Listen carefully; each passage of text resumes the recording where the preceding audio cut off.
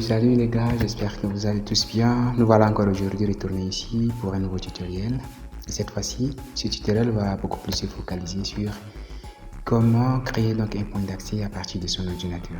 Nous avons l'habitude donc de créer des points d'accès à travers nos téléphones pour les partager avec les ordinateurs.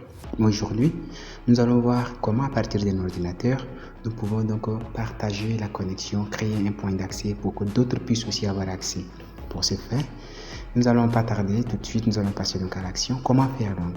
Pour faire ceci, il suffit juste de venir ici dans la barre de recherche et de taper la commande CM2, bien sûr, pour pouvoir entrer en mode administrateur. Nous validons donc en mode administrateur. Une fois en mode administrateur, il y a une commande à taper. La commande est la suivante. Nous allons donc taper netsh. D'accord? Nous allons donc taper netsh.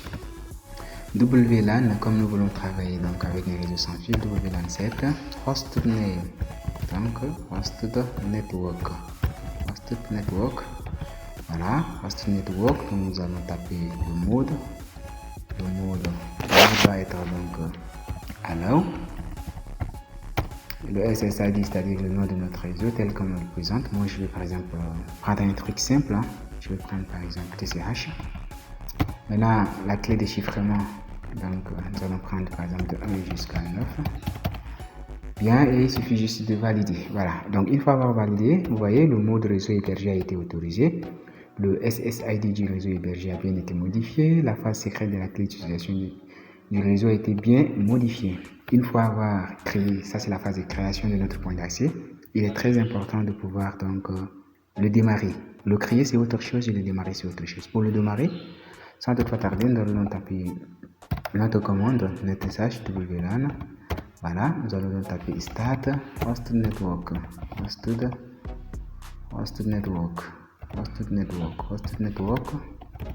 Voilà, une fois avoir tapé hosted network, nous validons. Voilà, le réseau hébergé a été démarré. La troisième phase donc consiste à venir ici dans la barre de réseau, faire un clic droit sur le réseau, ouvrir le centre de partage réseau.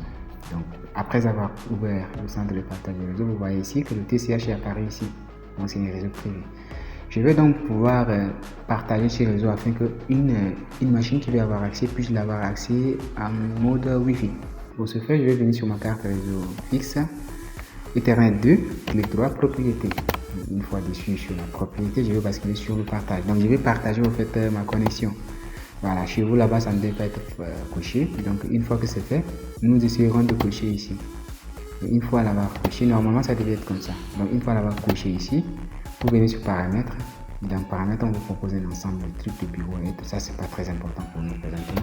Ce que nous allons choisir, c'est le réseau Wi-Fi qui a été créé ici. Vous voyez, connexion au réseau local 1, 2. Donc, TCH. C'est celui-là qui est donc apparu ici. Voilà, donc nous allons valider tout simplement sur OK.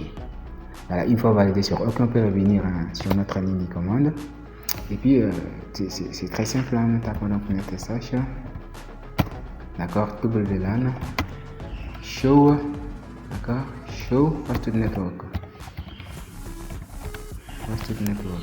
Voilà, une fois avoir tapé comme ça, vous voyez, l'ensemble des paramètres de notre réseau sont apparus ici. Les paramètres du réseau hébergé, le mode c'est autorisé, le nom du SSID comme nous l'avons tapé là-bas c'est TCH, nombre maximal de clients c'est 100, c'est-à-dire les machines qui peuvent se connecter à notre réseau sont au nombre de 100 au maximum.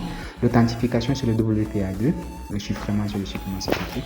Et là, on voit que sur l'état du réseau hébergé, voilà, l'état est démarré, voilà le SSID, c'est-à-dire l'adresse physique même de notre carte réseau. Ça, c'est le type de réseau utilisé, c'est-à-dire c'est le 802.11. Ça, c'est la gamme des réseaux Wi-Fi. Et le nombre de clients, c'est 0. Pourquoi c'est 0? Justement parce que là, nous n'avons pas encore un client connecté à notre réseau.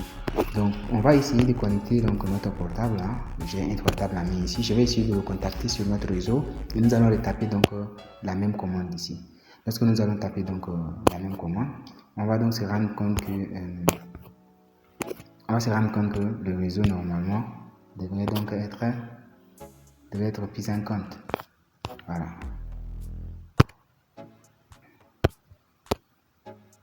Désolé. Voilà, comme on peut le constater, vous voyez, je me suis fait connecter ici. Je vais retaper la même commande pour voir. Vous voyez, nombre de clients 1. Ça veut dire qu'une machine s'est connectée normalement sur notre réseau. Pour arrêter donc le réseau, au lieu de taper la même commande, nous allons taper WLAN. On va stopper, taper stop, hosted network, hosted network. Voilà. Et puis, c'est bon. Donc le réseau hébergé s'est arrêté.